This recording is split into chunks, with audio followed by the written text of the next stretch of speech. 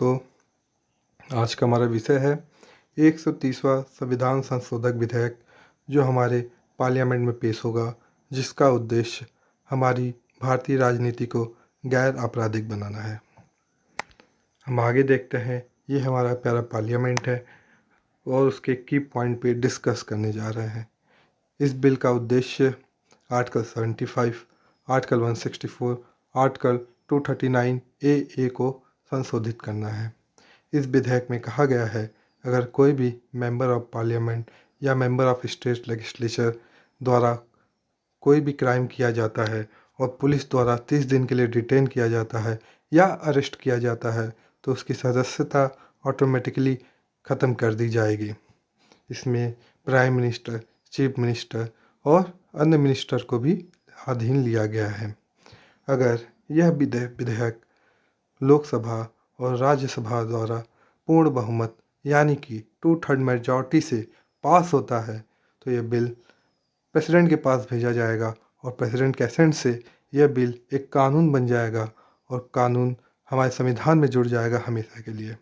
हम आगे बात करते हैं करंट लॉ कौन से ऐसे हैं जो इससे डील करते हैं। हमारे संविधान में रिप्रेजेंटेशन ऑफ पीपुल एक्ट 1951 कहता है कि अगर कोई भी मेंबर ऑफ पार्लियामेंट या स्टेट के मेंबर ऑफ लेजिस्लेचर द्वारा कोई भी अपराध किया जाता है और कोर्ट द्वारा उनको 2 साल या 2 साल से अधिक सज़ा दी जाती है, तो उनका जो मेंबरशिप है हाउस से वो टर्मिनेट हो जाएगा, यानी कि ख़त्म हो जाएगा। अब हम बात करते हैं, क्या पिछले कानून रिप्रेजेंटेशन ऑफ पीपुल एक्ट 1951 क्या पर्याप्त था इससे डील करने के लिए? हम आगे देखते हैं। एडीआर रिपोर्ट कहती है कि हमारे हिंदुस्तान में 4092 एमएलए ऐसे हैं जिनके ऊपर आपराधिक मुकदमे दर्ज हैं। आगे देखते हैं 46% of MP and 45% of MLA ऐसे हैं जिनके ऊपर क्रिमिनल चार्जेस रजिस्टर्ड हैं। हम जानते हैं कि जो हमारे एमपी होते हैं यही भारत के असली भाग्य विधाता होते हैं, यही हमारी पॉलिसीज़ को डिसाइड करते हैं, यही कानून बनाते हैं। अगर यही इनके ऊपर ही आपराधिक मुकदमे दर्ज होंगे तो हमारे भारत को कैसे वो डिसाइड करेंगे, हमारे भारत का फ्यूचर कैसे डिसाइड करेंगे? ये सोचने वाली बात है। हम आगे देखते हैं, अपोजिशन ने इस बात को लेकर बड़ी निंदा की है। अपोजिशन का कहना है, अगर ये बिल कानून बन जाता है तो केंद्र की सरकार इसका दुरुपयोग कर सकती है। उनका मानना है कि इस कानून का दुरुपयोग करके ये राज्य की सरकारों को बर्खास्त यानी कि डिसॉल्व कर देंगी, जैसा पिछली सरकारों ने किया।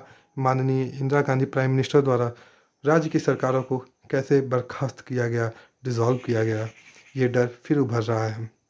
उनका मानना है 30 दिनों का जो टाइम लाइन है ये काफ़ी कम है। वो कोर्ट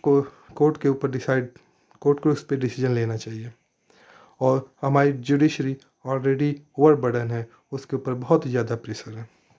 अब हम बात करेंगे, क्या इंडियन सोसाइटी एक फेल्ड सोसाइटी है? क्या उसको डेमोक्रेसी की समझ नहीं है? हम आगे देखते हैं।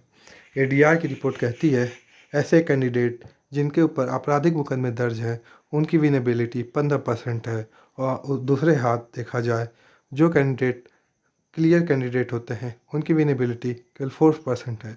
ऐसा माना जा सकता है क्या एज ए इंडियन सोसाइटी हम लोग डेमोक्रेसी को समझ नहीं पाए?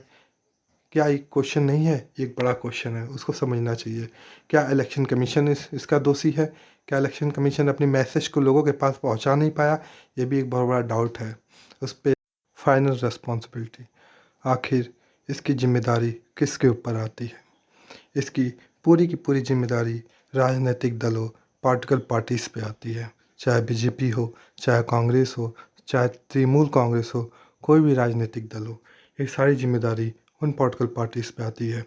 क्योंकि जो भी कैंडिडेट हमारे सामने कंटेस्ट करता है उसको चूज़ करके वो पॉलिटिकल पार्टीज़ ही लाती हैं, यानी कि वो पॉलिटिकल पार्टीज़ ही डिसाइड करती हैं कौन कंटेस्ट करेगा और कौन कंटेस्ट नहीं करेगा।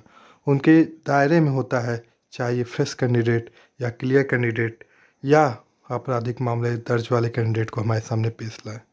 इसलिए मैं कहना चाहूँगा कि पॉलिटिकल पार्टीज़ इस बात को सुने और बहुत ही जिम्मेदारी के साथ इसको रिजॉल्व करें।